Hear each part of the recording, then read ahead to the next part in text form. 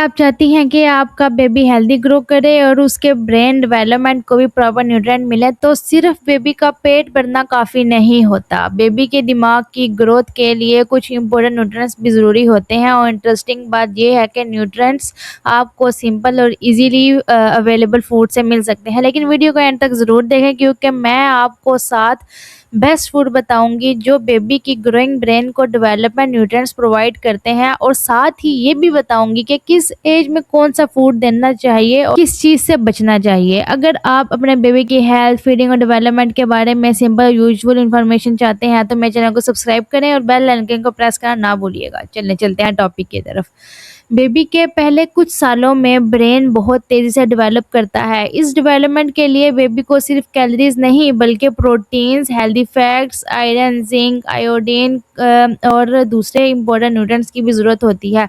इसलिए बेबी को एक ही फूड पर बार बार देने की बजाय age appropriate variety of nutrients food देना बेहतर होता है। और अब आते हैं उन फूड्स की तरफ जो बेबी की डाइट को न्यूट्रिएंट बनाने में हेल्प कर सकते हैं। Number 1, eggs. एग्स प्रोटीन के साथ चोलिन और दूसरे इंपॉर्टेंट न्यूट्रिएंट्स प्रोवाइड करता है। चोलिन ब्रेन और नर्वस सिस्टम को नॉर्मल डेवलपमेंट के लिए इंपॉर्टेंट न्यूट्रिएंट है। अगर बेबी सॉलिड्स के लिए रेडी है तो प्रॉपरली कुक्ड एग को एज अप्रोप्रिएट टेक्सचर में इंट्रोड्यूस किया जा सकता है। लेकिन पहली बार एग देने पर बेबी को केयरफुली ऑब्जर्व करें, क्योंकि एग में कुछ बेबीज को एलर्जी भी हो सकती है। अगर रैश, स्वेलिंग, ब्रीथिंग डिफिकल्टी या रैपिडली वॉमिटिंग जैसी सीरियस एलर्जी वगैरह का रिएक्शन हो तो आप मेडिकल हेल्प ज़रूर लें, ठीक है। नंबर 2 पे चलते हैं। फिश में प्रोटीन और omega 3 fatty acids including DHA मिल सकती है। डीएचए में ब्रेन और आइज़ के डेवलपमेंट और फंक्शंस में इम्पोर्टेंट रोल प्ले करता है। लेकिन बेबी को फ़िश देते वक्त लो मर्करी फ़िश चूज़ करना इम्पोर्टेंट होता है। फ़िश को अच्छी तरह कुक करें और बोन्स कम्प्लीमेंटली रिमूव करें, ठीक है। और हाईली मर्करी फ़िश बेबी और यंग चिल्ड्रन के लिए अवॉइड करनी चाहिए। Number 3, avocado. Avocado healthy fats provide करता है, बेबी के लिए सॉफ्ट टेक्सचर की वजह से भी यूज़फुल हो सकता है। आप एवोकाडो को मैश करके बेबी को दे सकते हैं, लेकिन याद रखें कोई एक फूड बेबी की इंटेलिजेंट नहीं बनता। एवोकाडो एक बैलेंस डाइट का हिस्सा हो सकता है, लेकिन बेबी के ओवरऑल न्यूट्रिएंट के लिए वैरायटी ज़रूरत है, ठीक है।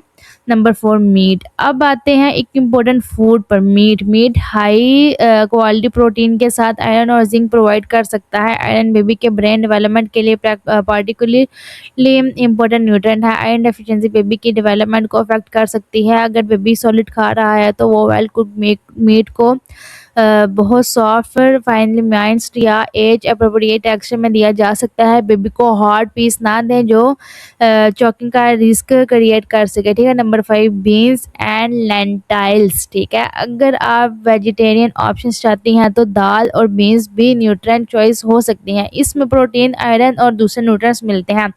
दाल को अच्छी तरह कुक करते सॉफ्ट टेक्सचर में बेबी को दिया जा सकता है। बेबी की एज और फीडिंग स्किल्स के मुताबिक टेक्सचर एडजस्ट करें।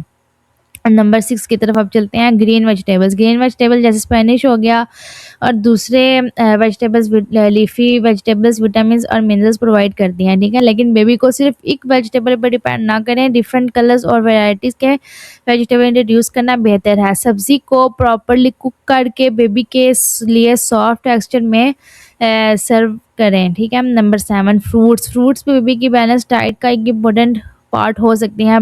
बनाना, पियर, एप्पल, बेरीज और दूसरे फ्रूट एज अप्रोप्रिएट फॉर्म में दिए जा सकते हैं, लेकिन होल ग्रेप्स, नट्स या हार्ड रॉ फ्रूट पीस जैसे फ्रूट्स चॉकिंग हैजर्ड क्रिएट कर सकते हैं। इसलिए फ्रूट को बेबी की एज और ईटिंग एबिलिटी के मुताबिक प्रिपेयर करें, ठीक है। आगे फुल फैट डायरी, ठीक है। अगर बेबी की एज और डायरेटरी नीड्स अलाउ करती हैं तो प्लेन फुल फैट योगर्ट जैसे फूड भी न्यूट्रिएंट्स डाइट का पार्ट हो सकती है, लेकिन योगर्ट को शुगरी डेजर्ट की तरह ना दें, ठीक है। प्लेन अनस्वीटेड ऑप्शंस चूज करना बेहतर है। और कॉमन से पहले में ड्रिंक के तौर पर ब्रेस्ट मिल्क या इन्फेंट फार्मूला की रिप्लेसमेंट ना बनाए, ठीक है। किन चीज़ों से बचना चाहिए कि इंपॉर्टेंट बात, बच्चे की ब्रेन डेवलपमेंट के लिए हेल्दी फूड्स ऐड करना ही इंपॉर्टेंट है, बल्कि कुछ फूड्स और ड्रिंक को अवॉइड करना भी ज़रूरी है। बेबी को एडेड शुगर और शुगर ड्रिंक्स की ज़रूरत नहीं होती। हनी को 12 मंथ से पहले नहीं देना चाहिए, क्योंकि इन्फेंट बोटोलिज्म का रिस्क होता है। और होल नट्स, पॉपकॉर्न और जो लेज वगैरह होते हैं ये भी बिल्कुल भी ना दें। सबसे इम्पोर्टेंट बात, अगर आप बेबी के ब्रेन डेवलपमेंट के लिए बेस्ट डाइट चाहती हैं तो ये शुगर वगैरह से जो है परहेज़ करें, ठीक है। बेस्ट अप्रोच है variety plus balance nutrient as appropriate feeding, ठीक है।